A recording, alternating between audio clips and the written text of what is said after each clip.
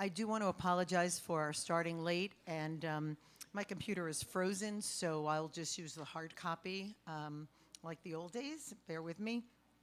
But if you would all join us in the Pledge of Allegiance. I pledge allegiance.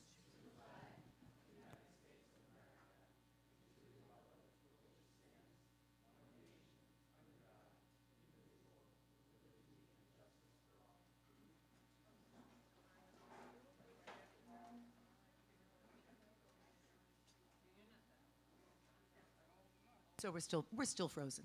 The mission of this, but welcome anyway. The mission of the City School District of Albany is to educate and prepare all students for college and career, citizenship and life in partnership with our diverse community. I now turn it over to Mrs. Kawita Adams for the superintendent's report.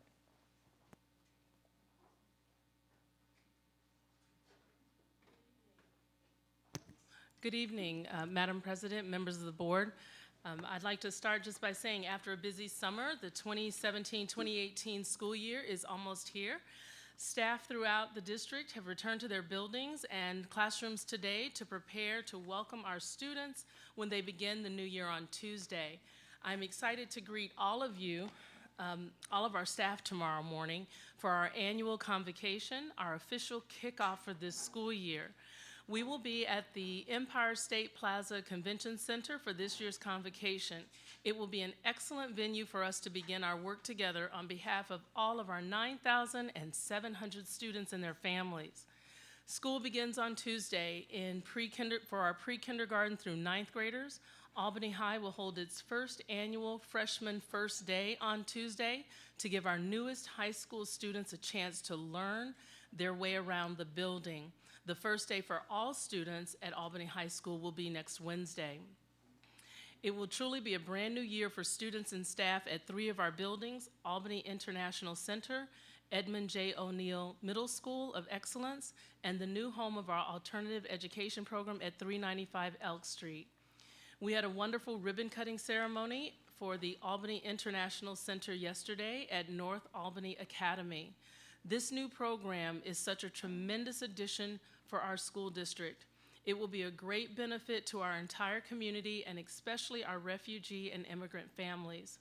Principal Rachel Stead and her family and her staff, supported by Director of ENL Refugee Services Tom Giglio, have done an excellent job preparing to launch this new program.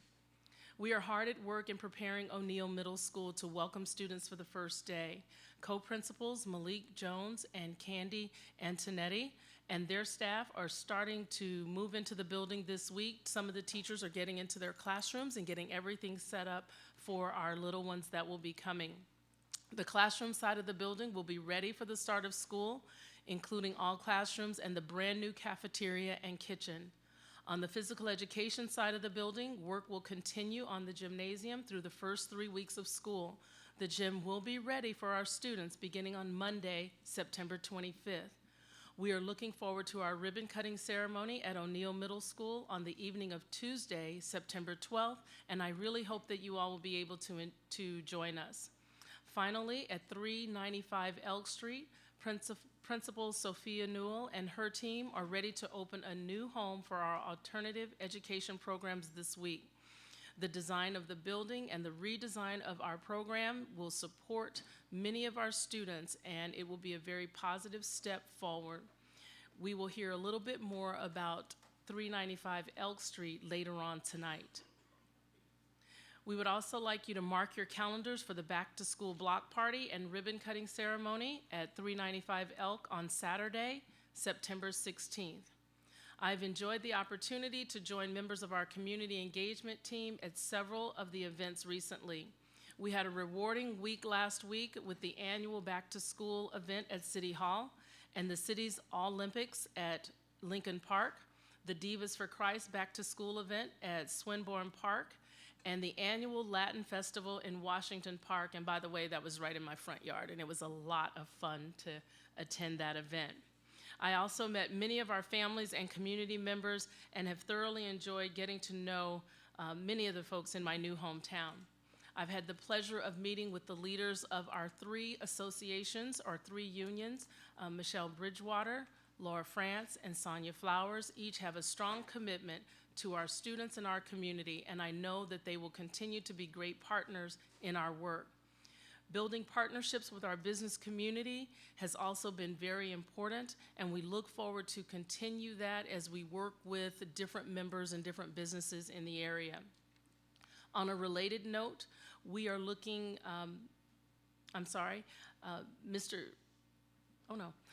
Albany High's athletic events have turned into some special performances. This week, we had our boys soccer team with an impressive 6-0 win over Colony on Tuesday. Our girls swim team officially launched the new era in our new pool yesterday, and Saturday afternoon, we have our first football game at Albany High, and it is against Ballston Spa, and it begins at 1:30 p.m. And now I invite Principal Michael Panetta to step forward for a brief presentation about the great things happening here at Myers Middle School.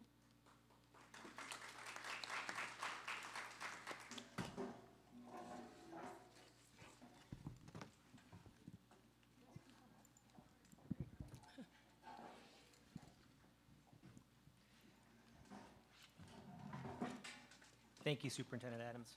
With me is my support team. To my left is my assistant principal, Ms. Tamisha Rose, and to my right is my other assistant principal, Ms. Lisa House. I'd like to read the vision and mission of Myers Middle School: to develop and support successful student academic achievement while fostering respect, responsibility, and self-empowerment. Together with dedicated staff, parental involvement, and community connections, we'll provide a culturally diverse learning environment that will enable all students to reach their full potential. The next slide has our demographics of Myers Middle School. You can see we have 682 students as of this morning when I ran the report. We're accommodating a bubble of students coming through the middle school years. You can see in the 7th grade with 326 students. Underneath that, you have the full demographics by subgroup of Myers Middle School.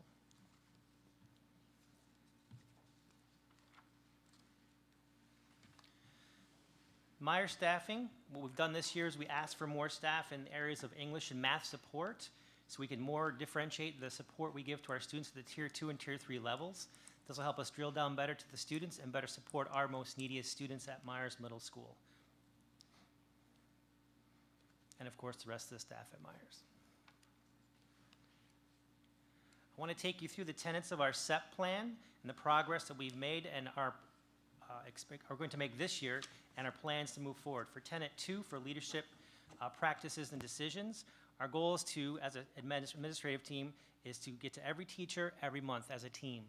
We then cycle back through, so each month our teachers will be getting at the minimum of 3 walkthroughs from us, in addition to any walkthroughs by the administrative level, but our goal is every teacher every single month. We're going to utilize Google Docs that it's aligned with a walkthrough document that's aligned with our SEP goals to give immediate and direct feedback to our teachers. This provides us a lot of data through our walkthroughs and helps us identify trends so we can make informed decisions moving forward. And also we'll have our monthly look-fors that are aligned for our SEP plan and our walkthroughs. For Tenet 3, for curriculum development and support, we had a major overhaul for our master schedule this year. Did a couple different things. One, it aligned to the rest of the middle schools, so we're better aligned with them, but also gives us great flexibility in terms of how we do our teaming here at Myers Middle School. We not only can do grade level teams, but also have content level teams and have the flexibility to have content specialists push in to support those teams as well throughout the week. We also created a bi-weekly schedule, a rotation schedule, aligned with the other middle schools to help get the full advantage of our other district coaches from ELA Math and our data coaches to help facilitate those meetings and take us through the data cycle. Also, they'll be doing common formative assessments to review data and to make best curricular decisions for our students to move forward.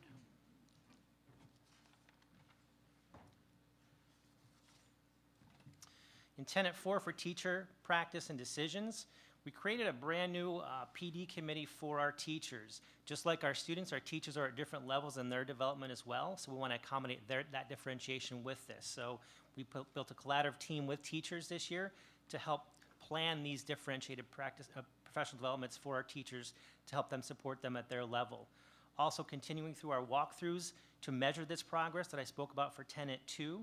We've also embedded coaches with our bi-weekly cycle, which I spoke about in Tenet 3, to look at data and also to talk about best practices inside the classroom.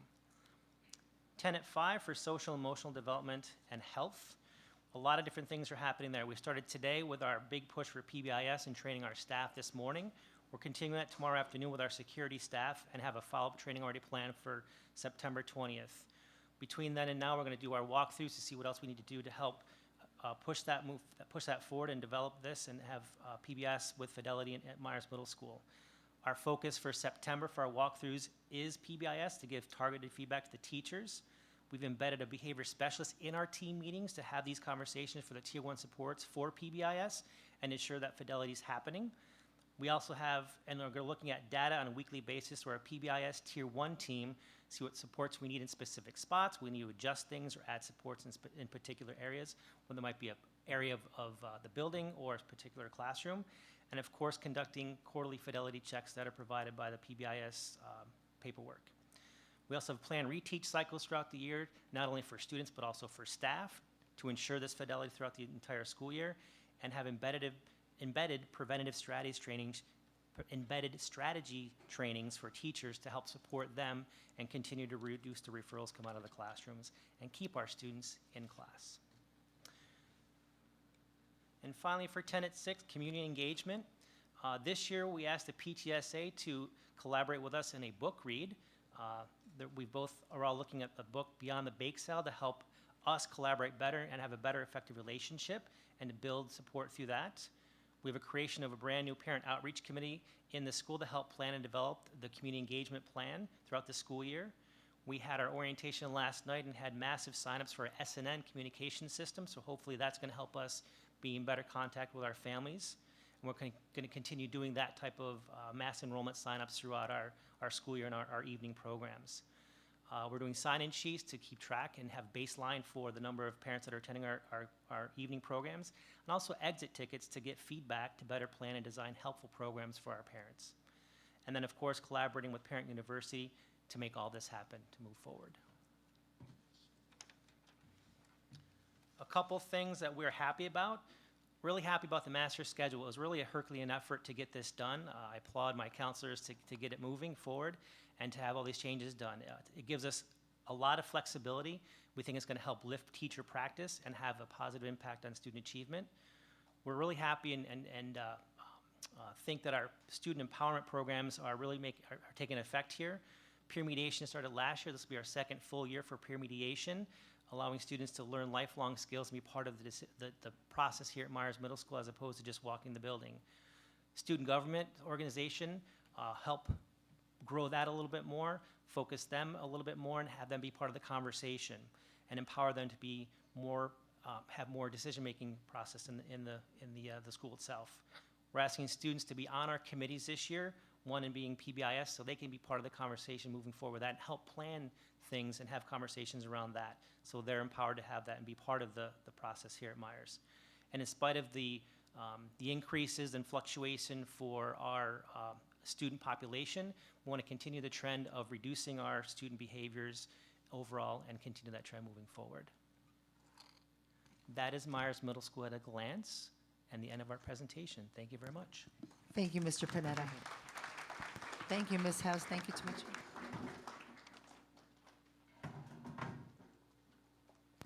Mrs. Adams, does that conclude your presentation?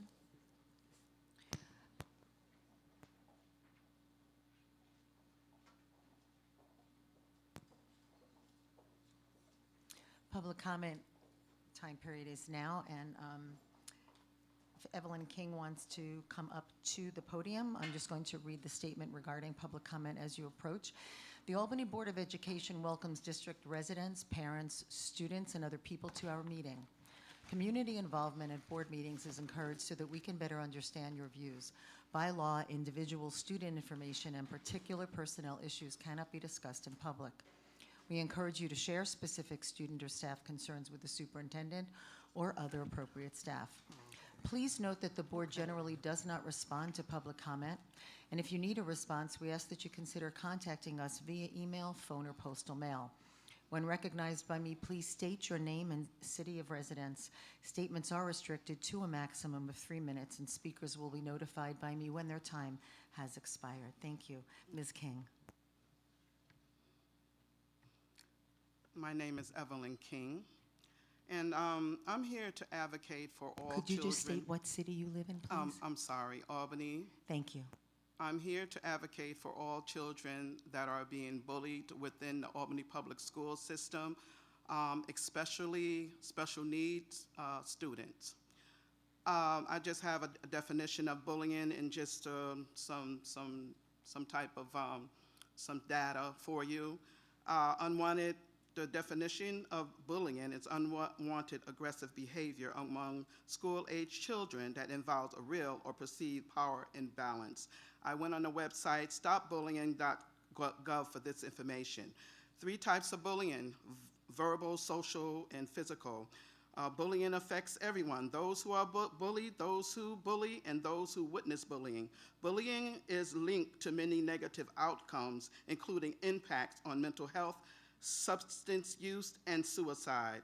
Bullying and youth with disabilities and special needs. Children with disabilities such as physical, developmental, and intellectual, emotional, and sensory disabilities are at an increased risk of being bullied. Prevention strategies. Bullying can threaten students' physical, emotional safety at school and can negatively impact their ability to learn. The best way to stop bullying is to stop it before it starts. These are some strategies that I looked within the city school district: student harassment, bullying, and prevention and intervention document that I was given. So integrate bully prevention program within classroom instruction, district-wide professional development and instruction, curricular material to raise awareness about the dangers of bullying, such as soliciting the help of the Anti-Defamation League. The Anti-Defamation League has a variety of anti-bullying programs that can help minimize bullying within the Albany Public School system. Dignity Act coordinators could communicate with the ADL in order to bring much-needed anti-bullying programs within the Albany Public School District. So that is my statement, and I hope that the Albany Public School District could reach out to the Anti-Defamation League so they can help with this bullying problem, because it's not going away. Thank you. Thank you, Ms. King.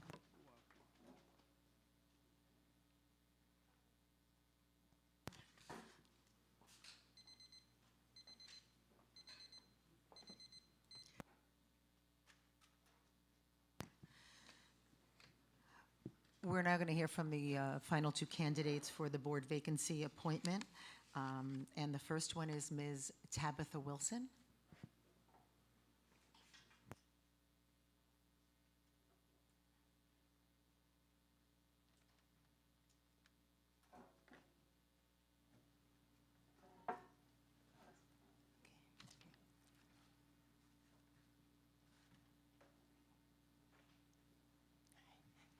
Ready when you are, Ms. Mills. Thank you.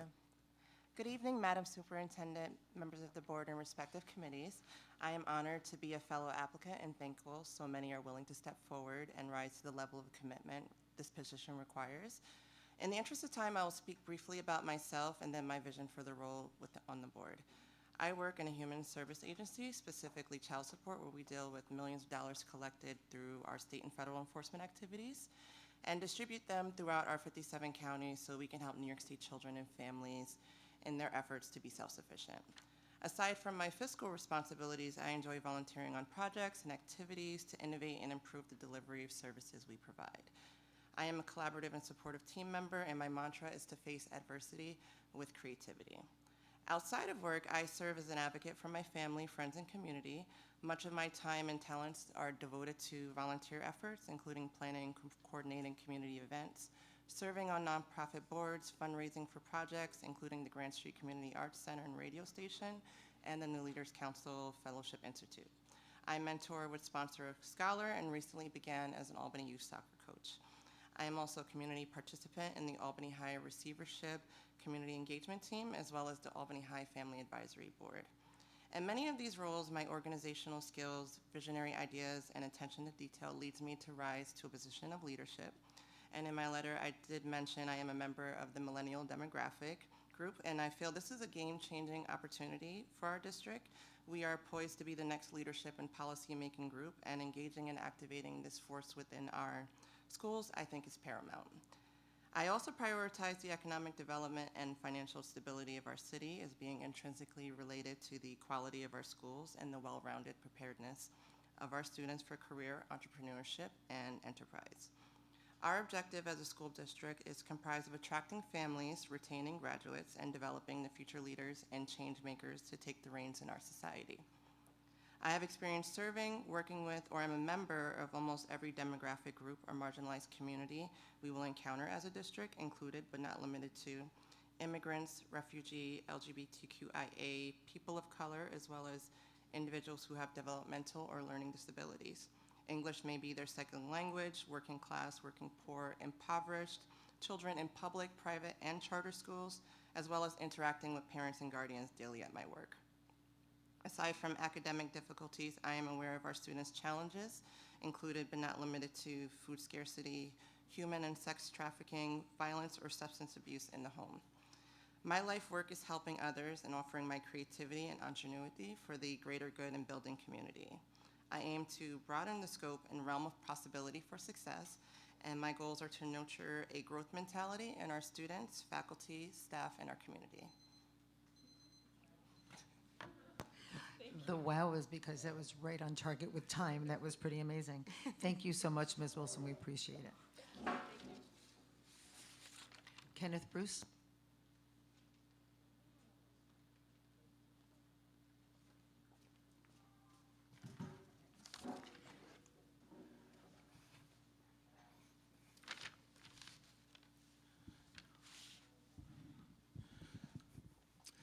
Good evening. My name is Kenny Bruce, and I reside in the city of Albany. I sat in this very same position in June 2014 to promote my cause for selection for the Albany School Board. My presentation then focused on my professional background, and I suggested that the board should concentrate more resources on the most significantly challenged students, Black and brown boys. As you know, I was appointed and then elected the following November. I served on the board for almost 3 years and served as president for a year. Rather than provide my resume or background, I think it's of sufficient knowledge to the board. I'll just provide some comments. Through my tenure, there were major philosophical differences between me and various board members. I believe that the difference revolved around how the board holds school district staff accountable and around how much information we should share with our community. I'm here today not expecting to get appointed, but because I am a son of Albany and I care very deeply about the people of the city, and in particular the city's children. So frequently in this school district, we focus on the good things going on, but the board as the governance team for what is essentially a government trust must focus on improving the areas that are not functioning properly or efficiently. Over the same 4 years that a student attends Albany High School to prepare to attend Harvard University, about 1,400 students fail to graduate and drop out of school. The time it takes for one student to prepare for Harvard, 1,400 students fail to graduate and drop out of our school district. It is so easy to celebrate the success of one student, but the board must look for solutions for the other 1,400 students who didn't graduate and do the necessary hard work. It truly matters. I grew up near what was then the worst corner in Arbor Hill. Education directly and indirectly provided me with wonderful opportunities. Far too many of Albany's children see their possibility for productive careers in our school system. Education matters, and it represents the best chance for poor people to change their family's plight.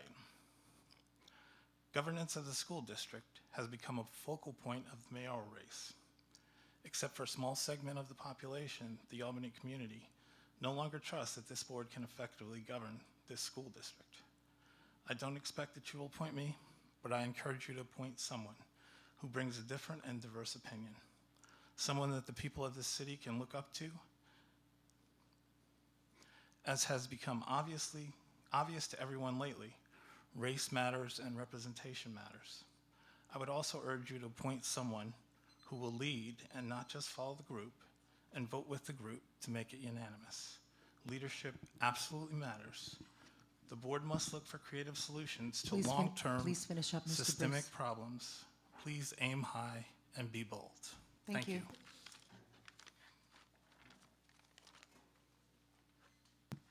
We are now on to routine consent. May I get a motion to accept routine consent? Ms. Smith, seconded by Ms. Roach. Any set-asides? I just need to set aside the human resources addendum, or agenda. I'm looking for the letter. It is K, letter K, the human resources agenda.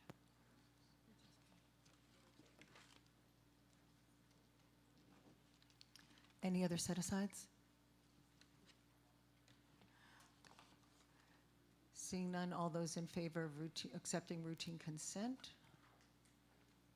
And that is unanimous. And before I go on to K, since we've just, well, let's just do K and then I'll make my statement. Can I get a motion to accept HR, which is K. K?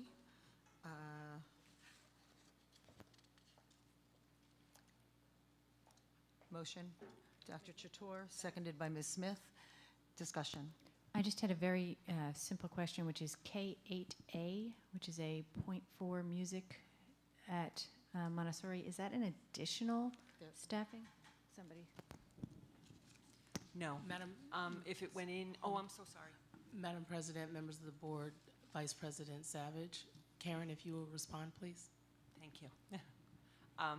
No, that's not a new position. That is the position that Brian Cady had, and then we adjusted his schedule to move him more at Ash. As a result, that .4 was open. I think the reason it came back as new because there was a person that had been appointed, and then that person took another full-time position with us, and so I think there was some confusion about identifying it that way, but it is not new. Okay, thank you very much. All those in favor of accepting K? That is unanimous. And two things I want to say first.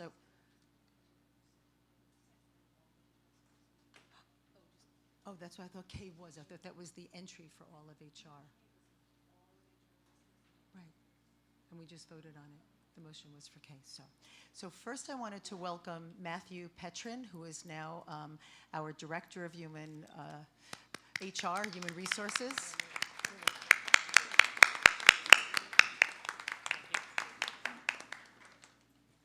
Did you want?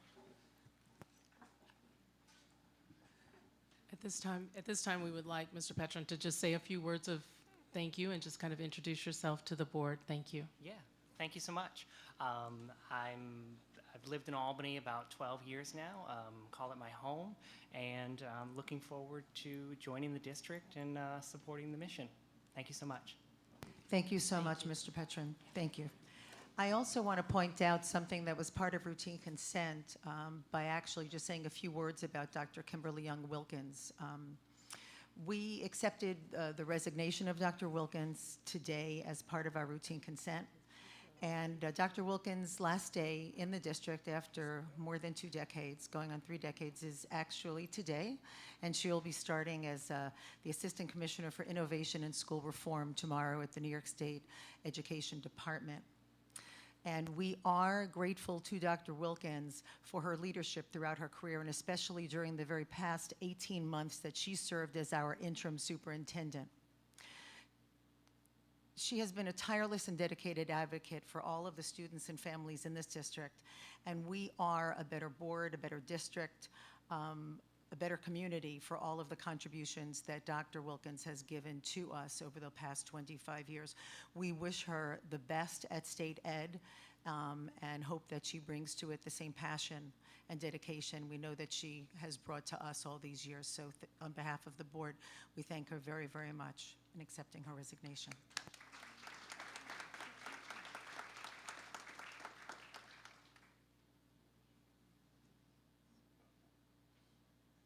Superintendent Adams, we now have something wonderful and bittersweet, and if you will lead us in terms of the renaming now for the Alternative Learning Center. And Ms. Newell, if you'll join her. President Adler, members of the board, we would now like the family of Tony Clement to please come forward.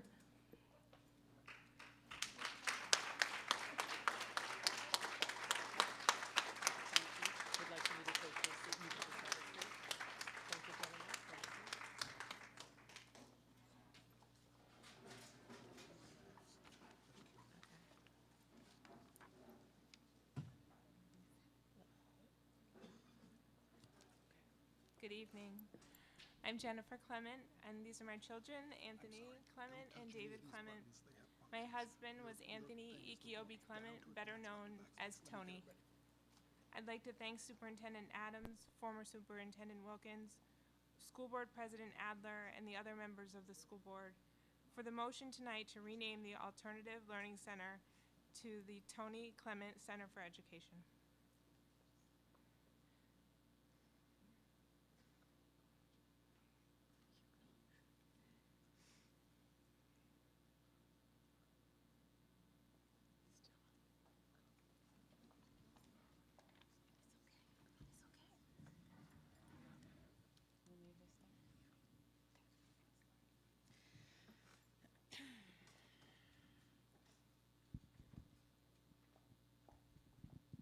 I'm just going to hold this.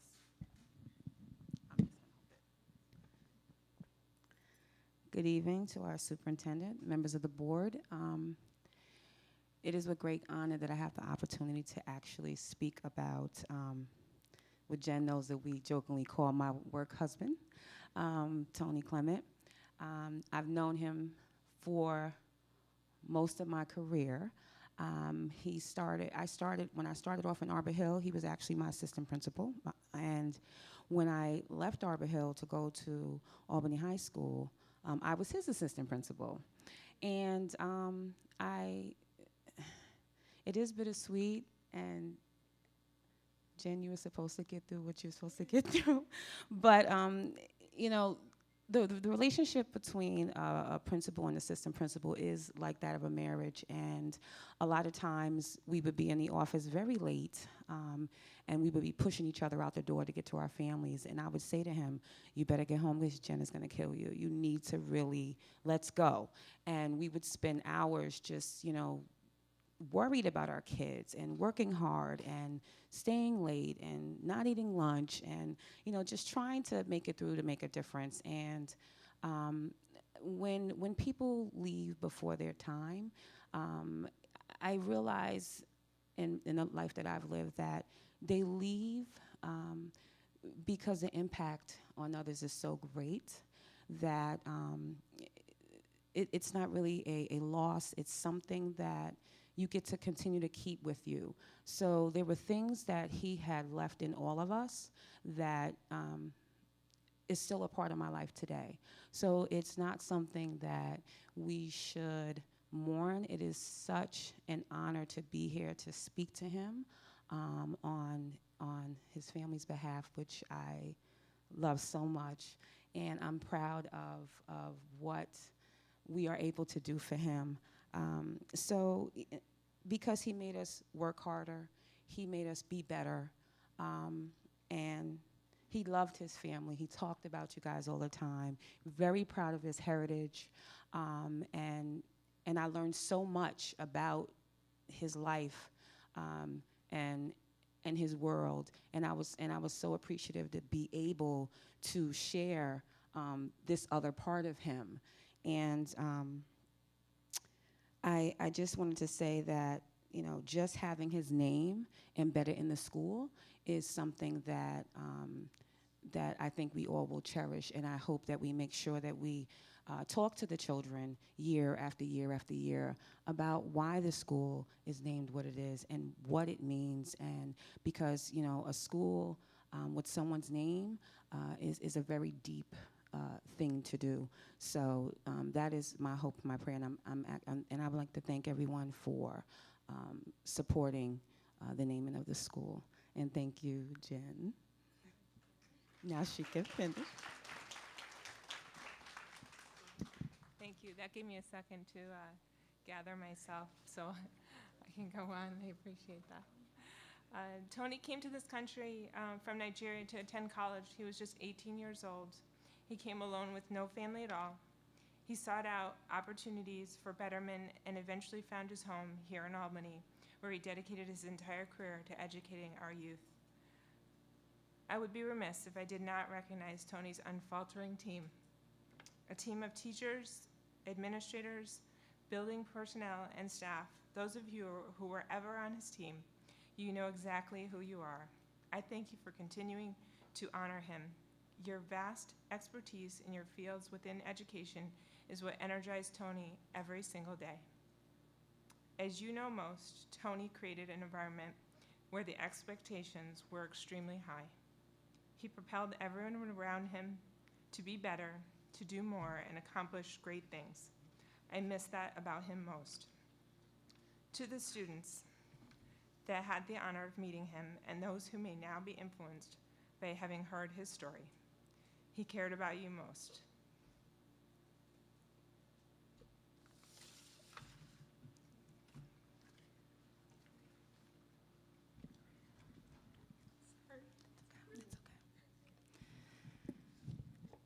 He believed in providing limitless opportunities to be successful.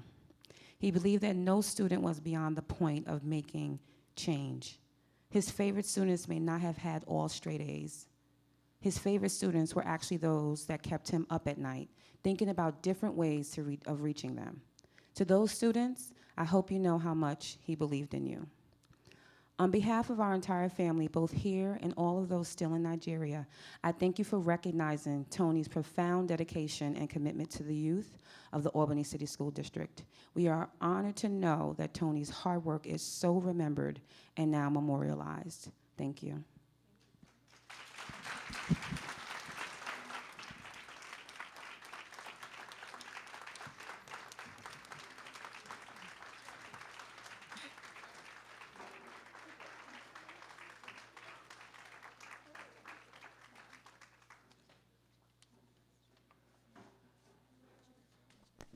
This concludes our presentation.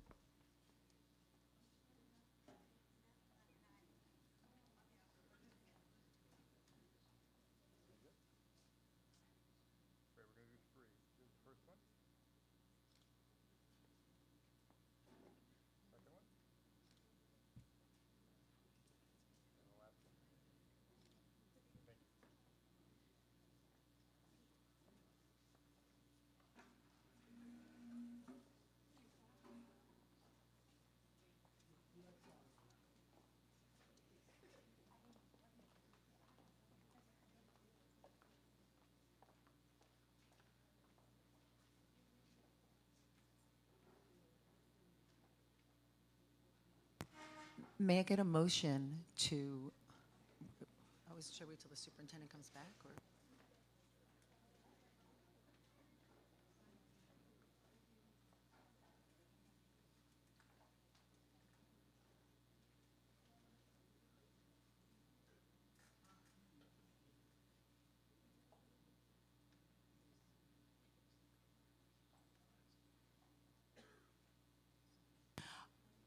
I was going to wait for the superintendent and said, may I get a motion, please, to rename the ALC, the Alternative Learning Center, the Tony Clement Center for Education.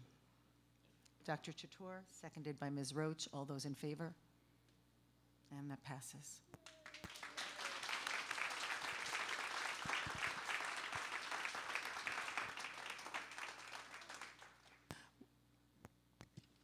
Yes, Dr. Chatur. I just want to reflect on it this thought. Yesterday we opened the International Center, and today we are naming a school after an immigrant. So this is something that I want everybody to realize, that it doesn't matter where you come from, what color you are. If you have a dream, you can succeed. You just have to work hard. Thank you very much for making that statement. Thank you. We are on to discussion facilities right now. Mr. Hogan and team.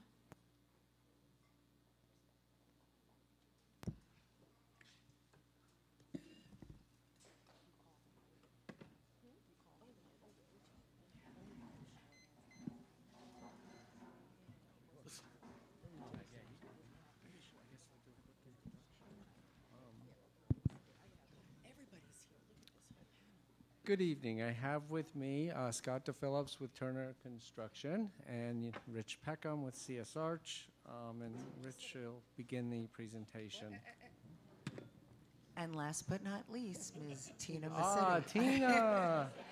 Massetti Sayas. I'm sorry, I was just saying Massetti. But yes, so you quietly got to the table. It was not a gender thing. All right. Also from CS Arch. Yes. But how did we get to the high school? Oh, we're supposed to be. No. This isn't the report? No. Okay. Second one. That one's next after this.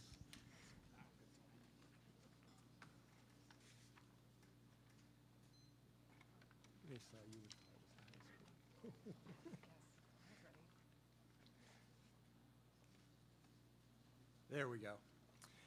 We wanted to give the board a brief update this evening on all of the construction work that's gone on over the summer. And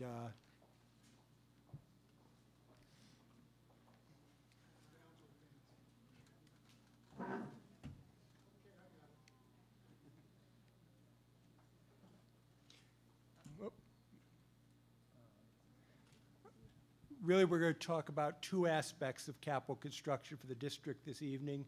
One being the district-wide renovations, phase 3 of that work, which had a total project budget of about $3.9 million. And then the Edmund J. O'Neill Middle School of Excellence with a total project budget of $6,525,000, which means we're working on projects this summer that total a little over $10.5 million. As everybody knows, summer construction seasons are very short. From the day the kids walked out till the day the kids are coming back is about 10 weeks. Give a little bit of time for teachers to get in classrooms, district gets stuff cleaned up. It's not a very long time, which means that we've done about $1 million worth of work a week over the summer on average. That's a testament to the whole team, the design team, the construction team, and the district's facilities team that we're able to pull this all together in this period of time. So just to highlight some of the major aspects of the work that was done this summer on the district-wide renovations. At Toast, we did a complete renovation of the auditorium, and at Toast, the other scope item is to replace certain interior doors that had not been replaced previously. And so this is just kind of a couple pictures. The smaller picture in the upper left is what the auditorium looked like before we did the renovations, relatively dark wood seats. And the larger picture is what the auditorium looks like now, much brighter and with new seats, new curtains, new acoustical treatments to make it not only an educational space, but also a better performance space.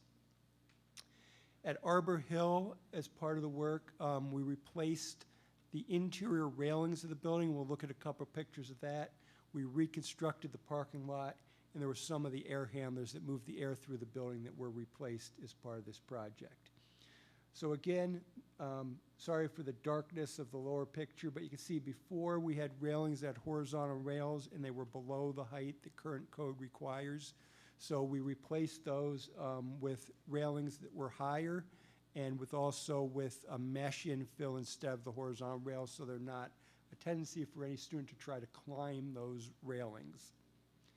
At Harriet Gibbons, we did a little bit of work there. We reconstructed the rest of the parking lot that we didn't do last summer. And then we enclosed the structure, so maintenance has an enclosed area to work on their vehicles, on their snow blowers, their equipment, and in the inclement weather, and be more productive so they could better maintain the buildings. And so there you can see in the upper left is the picture of this open pavilion they used before, so they were just undercover. And below right is a progress photo, because the doors have not been installed on the maintenance structure yet. But that will be completed, and there's moderate level of heat in there, so they'll be able to do work in the winter on the equipment. So that leads us, one other piece of the district-wide project that we did not put a slide in for is the work we did at Brooklyn. We reconstructed the parking lot there, created a basketball court area for the district classes that are housed completely at that building for physical education, and also did lighting replacements inside, converting the lighting that was 40 years old to new technology LED lighting to give better lighting quality as well as energy savings for the district. Yeah, the only addition to the Brooklyn piece is that in your board materials this evening, there's 2 change orders. They don't require board approval at that level. They just are there for informational purposes, but both change orders just deal with when we had to go down the street about 120 feet to connect to the city's water system for all of the drainage on the property. So both of those change orders relate to that work.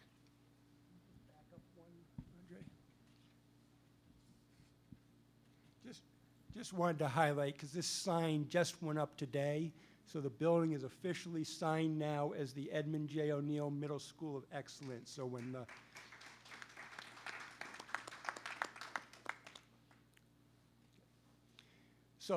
just to highlight some of the scope items that were completed in this building over the summer. We upgraded spaces for special programs for science, family and consumer sciences, technology education, and music.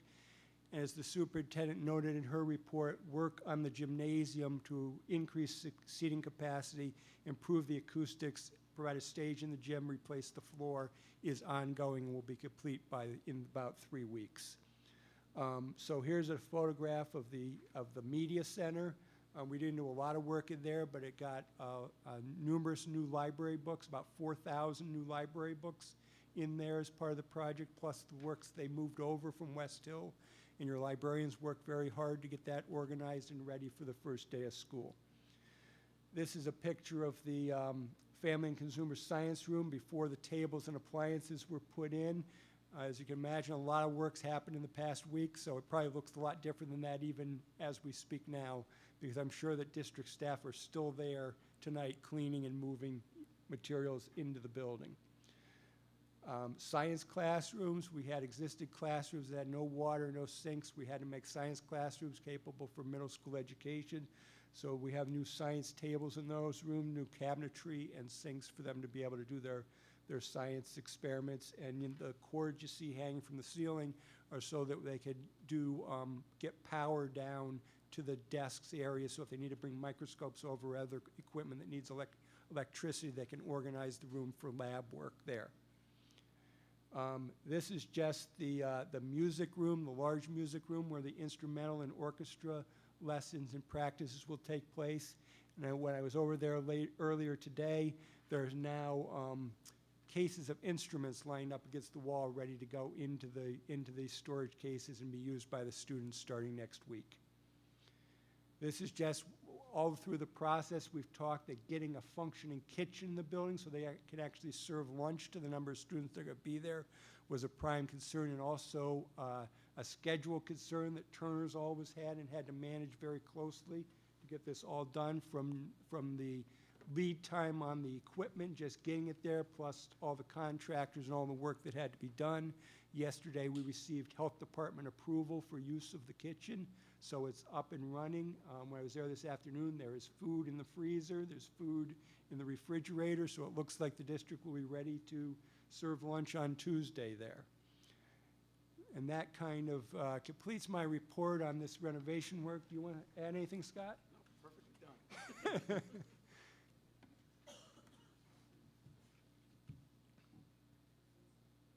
So, Mr. Hogan, if it is okay with you, what I thought we'd do is break it up so the questions would go to this part before we move on to anything else. So we'll start with Dr. Chatour's side. No questions, Ms. Lang? Ms. Roach? I just wanted to say, you know, they say a picture is worth 1,000 words, so thank you for providing these pictures. They really helped show exactly the magnitude of the work. And I think it might be helpful to talk about, you said some of the things, including the gym, would be ready in 3 weeks. Can you go into a little more detail about that and how that's going to work? President Adler, members of the board, Member Roach, we have worked with the principals, both Malik and Candy, with regard to how those academic services will be facilitated for students for PE. They were in agreement that the 25th was the best option with regard to if there was a delay with the gym, when that would fall on the timeline. And so they are working to use other classrooms, to use the cafeteria. While the weather is nice, we are using the outdoor area. And so they are going to be able to facilitate physical education instruction over those 3 weeks with alternate plans. Thank you so much, Superintendent Adams. Ms. Roach, anything else? Ms. Smith? Just really a thank you. I've sort of been at meetings with many of these folks for a number of weeks and months, and I just want to thank you very much for your work and dedication to the district. Ms. Savage? I want to add my thanks. I don't think anybody thought it would be as seamless as you all made it look. But I do have to ask the question that one has to ask, which is, were there any major changes of scope to accommodate our limited budget, or anything else we need to know about what happened in the project that you may be masked by your ability to be so seamless, that we should know about? Because I know we're not over budget, because we're not allowed to go over budget, so that I know. I guess one of the changes was we originally thought we could connect to the existing drainage system of the city, but with some of the issues they've been having with flooding, we were actually had to go down the street about 120 feet to get into a storm-only drain, and the one we were in currently was a combined one. So it's better for the city overall, but that was something that we had to deal with, and that created time delays as well. We also spent a considerable amount of time, there was 3 or 4 neighbors adjacent to our property, and working with them. And one of the things, we initially weren't going to put up a fence between our property line and theirs. They had a lot of concerns and in terms of penetration through that area. So we did agree to go ahead and put about 120 feet of 8-foot fence up, and also pull the fence back about 5 feet onto our property line, so that they could have access to their buildings. They have garages there, and there's only about sometimes 6 inches of property they own beyond their actual garage. So we tried to work closely with the neighbors and accommodate them. And also the fill between the fence and their garages, we asked for their assistance in maintaining that, because the fence, obviously, from the district side, would be better if there wasn't a fence. It's much easier to maintain. It's much more visible. So when we asked them to assist with the maintenance, if someone puts litter or something back there, they asked for crushed stone, so it wouldn't have to be mowed or maintained. So for ease of maintenance for them, we made that accommodation as well. I appreciate that, and that is actually, just for clarification, that is an update to the Brooklyn project. So, do you? I mean, that was an answer to my question, which was, were there any modifications? I did mean about, I was particularly interested in O'Neill, because that was the bigger part of it, but of course, I'm interested in what's happening at Brooklyn as well. But if more changes were made at Brooklyn than at O'Neill, that would be quite amazing. There weren't a lot of changes during construction on O'Neill. We were facing a very tight budget, and we kept that in line as we went along.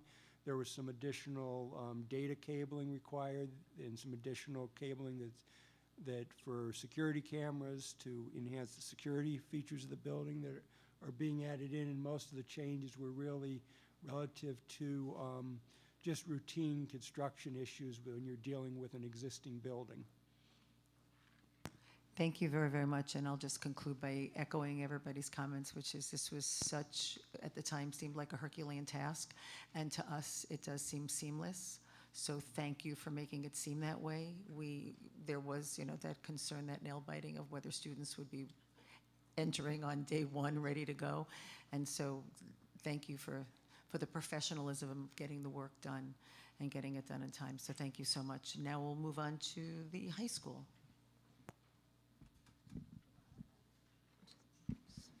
We're just going to give an update as to where we are with the high school project. So overall schedule, we'll cover first. The Phase 1 classroom addition, we are still targeting occupancy of fall of 2019. Phase 2, which is the art and music addition, partial classroom building, which now also will include the media center and the new main entrance. We are looking at partial occupancy in 2020 and then full occupancy of 2021. Phase 3, which is the gymnasium and athletic renovations, occupancy of fall 2023, and Phase 4, the last phase, which will connect all the phases, the courtyard infill, and complete the renovations in the existing classroom building, is scheduled for occupancy of fall in 2025. Phase 1 schedule, we're just completing construction documents. We have a scheduled SED face-to-face review in December 7th, in fact. And we expect approval and sometime in January.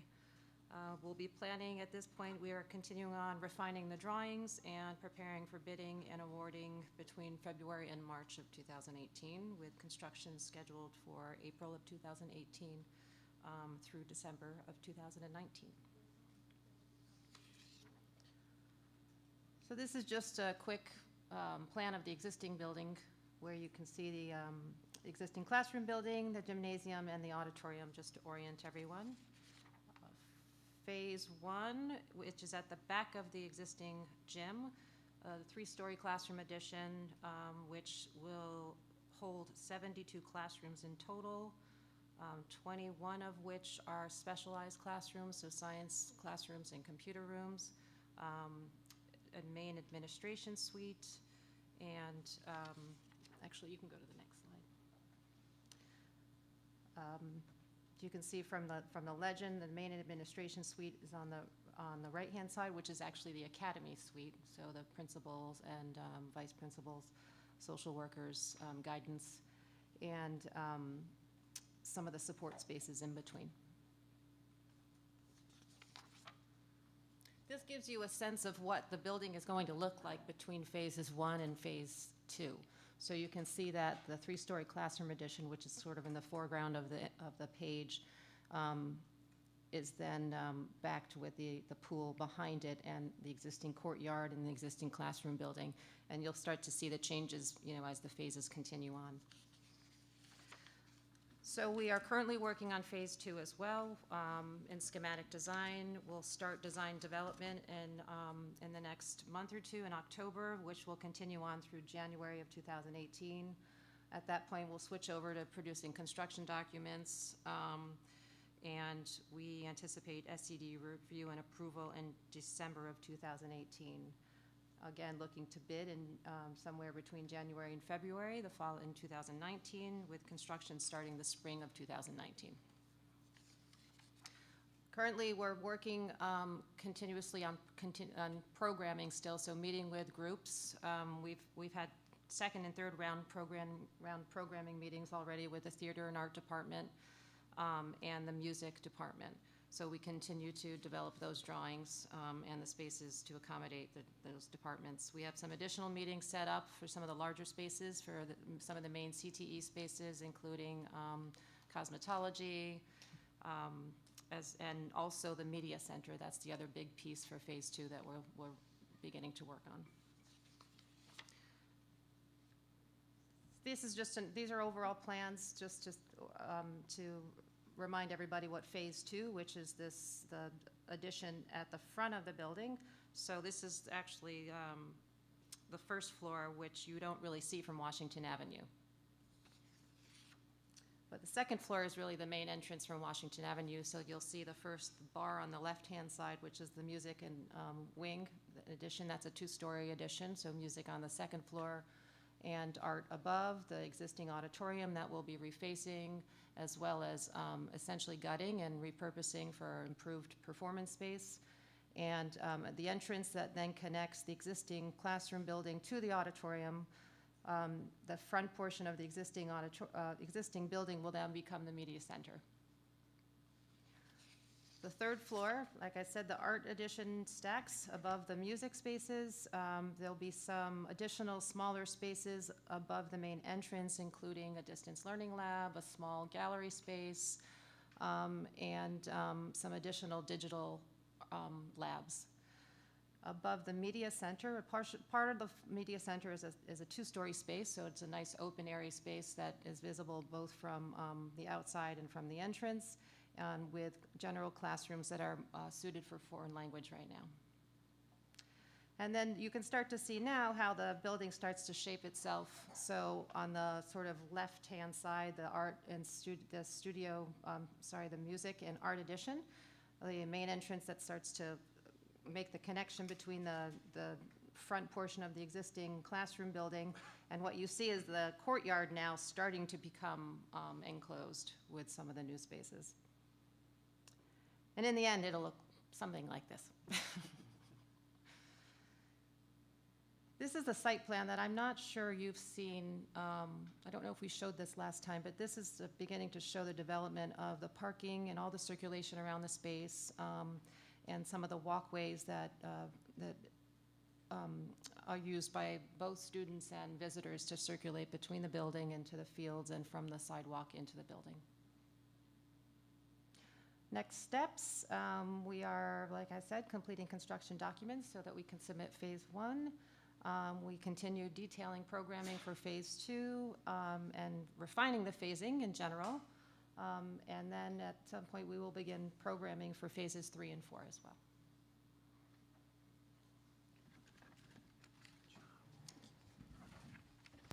Thank you so very much. Ms. Roach? I just wanted to thank you for the presentation. It answered a lot of the questions that we've had, and I'm excited about the work ahead. Ms. Lang? Dr. Chatar? Ms. Smith? Ms. Savage?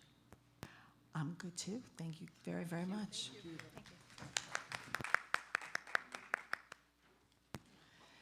Superintendent Adams, we are now up to the discussion of DSIP and SEP year-end report.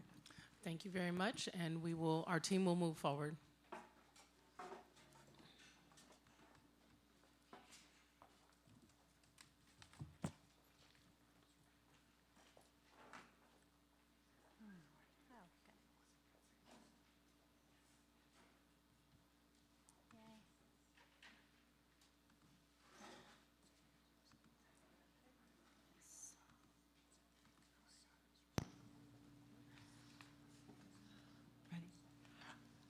Good evening, Board of Education.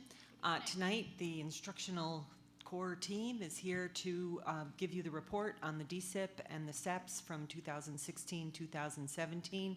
You should have received very lengthy reports for both. We're trying to keep our PowerPoint down to some highlights so that you can ask your questions based on either this presentation or the reports that you've seen. We wanted to let you know that for DSIP Tenet 2, which had a focus on school building leadership, we did reach complete, how did I put it? We completely satisfied what it is that we set out to do for Tenet 2. We completed the activities and we achieved the measurable results. In Tenet 5, we also successfully reached the measurable goal. Suspensions were reduced by 7%. Which was a real accomplishment. We still have some activities to complete in that tenant, but the data that we used to support the work of that tenant was actually achieved. All other tenants, many of them were partially achieved, and in the report, we identify sometimes why we may not have gotten there. I think actually we have expressed on more than one occasion how the DSIP has emerged over the last 2 years as really a continual improvement document. And each year we are really focused on many of the same things, and we get better and better at doing those things to improve instruction. So we will, we started talking about data-informed instruction, social-emotional, best practice strategies, and then as the years have gone on, we've fine-tuned those things to get to where we are now. And 2017-18 DSIP actually reflects much of what we did in 16-17.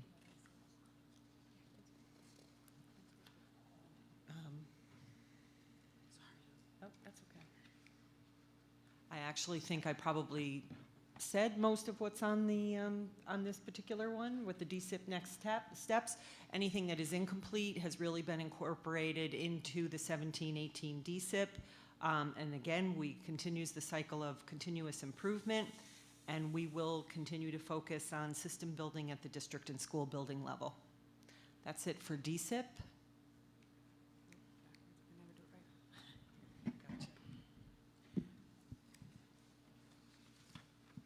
So in the SEP closeout report, you should have noticed that we tried to emulate what was actually in their SEP writing document for the coming school year by lifting out the percentage of activities, goals that were accomplished and how completely they were accomplished. So that made up the first part of the SEP closeout report. The second part, we asked them to actually report out on their on their goals, whether or not they were accomplished and why they thought they were or were not. Which I thought was a great reflective activity for our principals as they look at implementing their SEPs for this school year. So in total, we looked across the trends and we found that 50% of schools accomplished 50% or more of their goals. Primarily, those fell in 2 areas where they saw the most success, and that was most schools had a target of 3% growth for subgroups or 3% growth for all students in NWA, ELA, and math. And most schools had a goal or a target around decreasing student discipline referrals and decreasing suspensions, which they saw success in. So those were the primary successes of the schools who accomplished their goals. As you could see, the majority of schools implemented 50% or more of their activities, but I think our buildings, and we've talked about this a lot, are learning about what activities are actually the high leverage activities that have impact on their building versus just listing out lovely things that they would like to do throughout the course of the school year. Some people really reflected on, even though we made our goal, were the activities that we selected the real reason we made our goal, or was it a fluke that we made our goal? Like really being able to tie the activities that they've selected to the impact they're having in their building. 58% of schools identified that some subgroups, if not all, it demonstrated improvement in academic achievement, and a lot of them credited that to their work in looking more closely at data and using that to drive their instruction.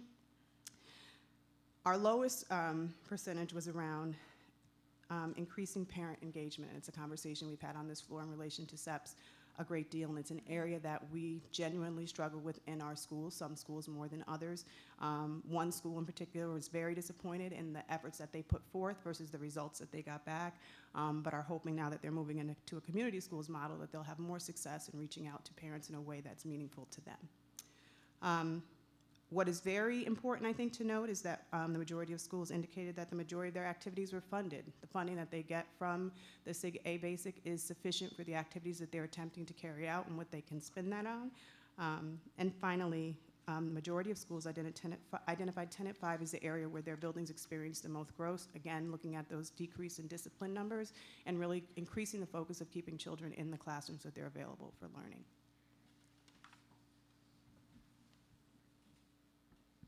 Next steps, we always have them.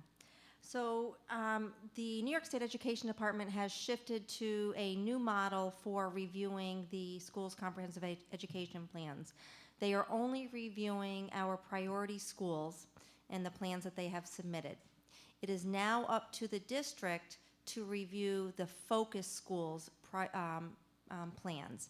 So Cecily, myself, Karen, and Michelle Bridgewater attended a training back in July to get calibrated in order to review and provide feedback and approve the plans for our focus schools. We have been calibrated, that's a good thing, and we have provided feedback to our schools. We have not received, however, feedback on our priority schools plans, so we're waiting for that feedback. We were promised to receive feedback by August 31st. However, as of late, we do not have feedback, so we're hoping to get that feedback soon. As soon as the plans have been reviewed and revised, we will post those as required to our district website for the public to review. Schools will begin implementing plans in September. However, I do believe that they have started the implementation planning over the summer in some of the tenants. There are two other things that I wanted to add that have really grown over the last year and will continue to grow under the leadership of Kent Baker and Tricia Wolf through the development of a data dashboard to support the monitoring of the SMART goals. We have not been in a position up until this point to do that. Trish and Kent have been working tirelessly to ensure that we do have a data dashboard for our schools and the building leadership teams to use to monitor their SMART goals in order to determine whether they're making progress. In addition to the mid-year report that we will submit to the Board of Education for the implementation of the SEP plans, principals will submit quarterly reports to Cecily and myself to ensure that they are on target to meet the goals identified. So when we get to that mid-year report, hopefully we will have minimal mid-course corrections.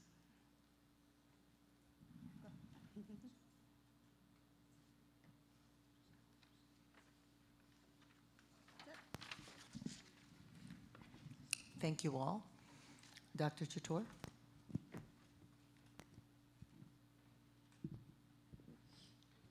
really looking forward to seeing this in the dashboard, so it'd be easy to track across schools. I mean, looking at these reports, I mean, of the 12 schools, a third of them couldn't meet, at limited degree, fewer than 20% of the goals achieved. That's appalling. It's interesting when you read the explanations given by the different buildings, because I think the explanations are all a little bit different. Some buildings, we weren't fully staffed, we didn't have these pieces, blah, blah, blah. Other buildings, we didn't choose the right activities, and we know we didn't choose the right activities because we didn't get the impact that we wanted. We didn't make the revisions we were supposed to. So I think this process really forced principals to really think about, why did I get the results that I got, and forced them to kind of close the loop on last year's plan, which hasn't happened before, as they go into next year's plan to be able to make that some difference. of the schools, they saw that we saw improvement in 4th and 5th grade, but we saw a decrease in the first, second, third grades. And I was hoping that with all the implementation that happened the last year, the new cohort of kids would be. So what's typical when you implement new curriculum resources is that you will see an implementation dip. However, in most of our schools, we did not see that K2 in ELA, and we did not see that 3-5 in math, where we did implement new resources. It was very interesting to see the schools that made gains in math 3-5, particularly in New York State testing, even though that's not incorporated here, were some of our schools that haven't seen progress in those areas in a very long time, and now they have a curriculum resource in their hand, and they're beginning to get some traction in that area. Literacy, I think, is difficult because we're measuring that with NWEA, where our students are listening to that test, et cetera, and those literacy resources were not available 3-5 to have an impact on the entire system. So, we've chosen very strategically to go slow to go fast, to say we're going to just do this piece in K2 and just do this piece in 3-5, so that we can begin to build the foundation that we know we need in order for students to be successful right from the beginning. We're certainly headed in the right direction. I think another piece to add is, as we work with our teachers on understanding the data that they are receiving and how do we use that data specifically to drive instruction, what am I really learning as I look at the item analysis from our reports? What is that saying about my instruction? And not that instruction starts from a bad place, it can start from a very high level, but I could be the best teacher in the world, but if I'm teaching X And my favorite analogy is if I have the playbook and I'm teaching you to play football, and then I give you a basketball and put you on the court, I may have done an outstanding job in teaching you how to play football, but my expectation is that you're playing basketball. And so we want to make sure that in analyzing the data, that they're able to, number one, interpret the data accurately so that they can focus in on what about the curriculum that they need to make those mid-course corrections and those adjustments as they then change that instruction to meet the needs of the students. Thank you. Ms. Lang. I'll start with the cohorts where there was the varied. They're still not what the cohort did last year. We're seeing the fifth grade from this year and last year, but we're not seeing that fifth grade as a fourth grade. And so, you know, how do we incorporate whether or not these children are succeeding, or you just got a different group of students that particular year, and that's why, because there is so many of them are subtle changes, 2%, 3%, 4%, up or down. Very few are dramatic, and one student, two students could change whether or not, but I'm just looking at total different cohorts. So I was wondering if you could talk about that.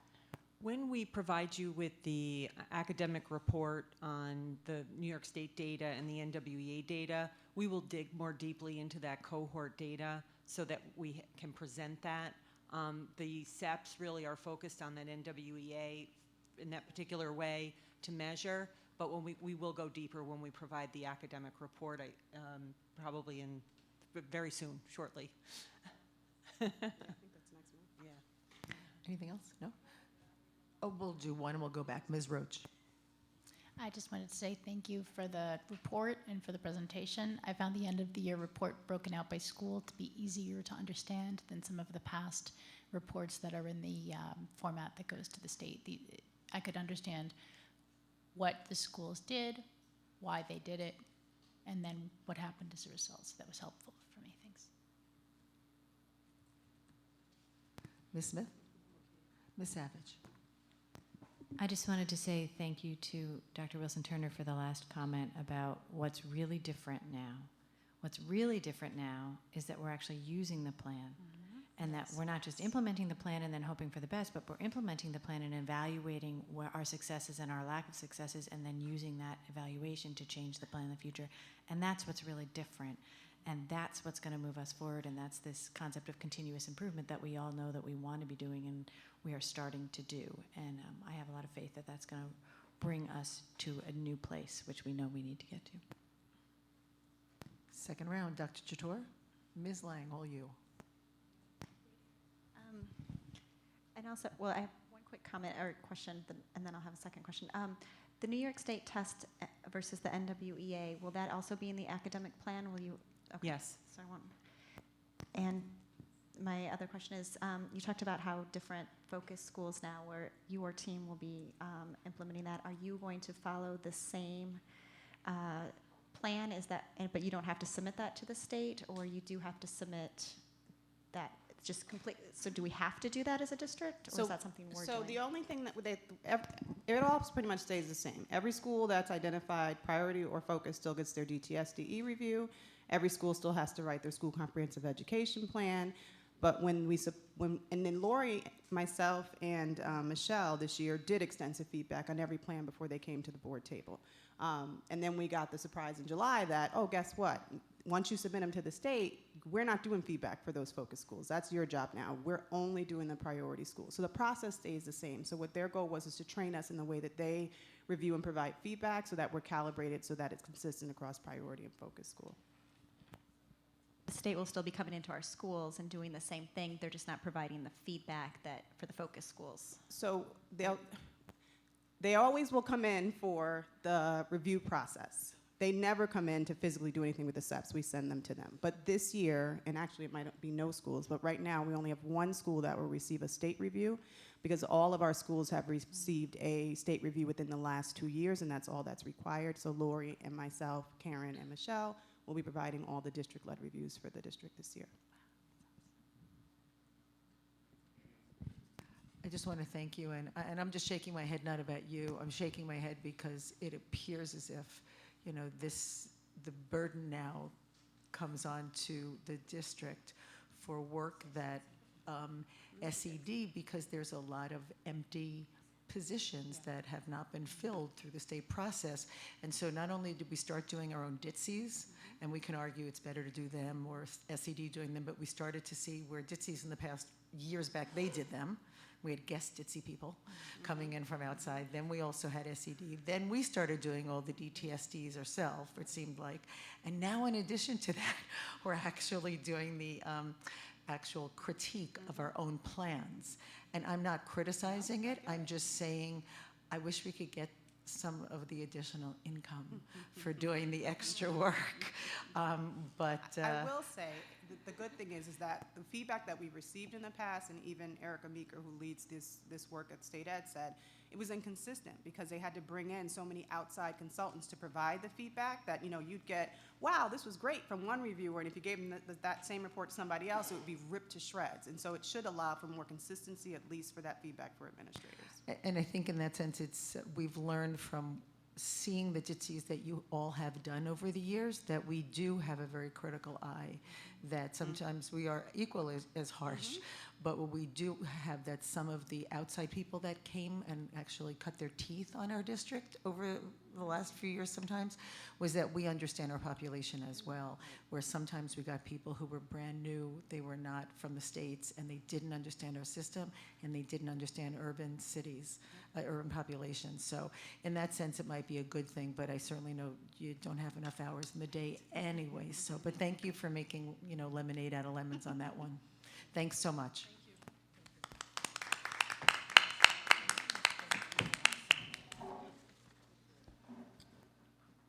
Board committee reports. Anybody?